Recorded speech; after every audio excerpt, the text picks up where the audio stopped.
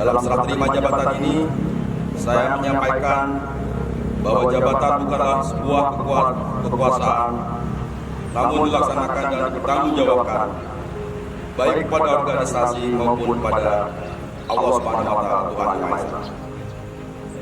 Sebagaimana kita maklumi bersama bahwa tanggung jawab suatu jabatan adalah amanah, sekaligus kepercayaan di mana di dalamnya mengandung konsekuensi yang tidak ringan, sehingga setiap jabatan dituntut untuk dapat menampilkan kinerja terbaik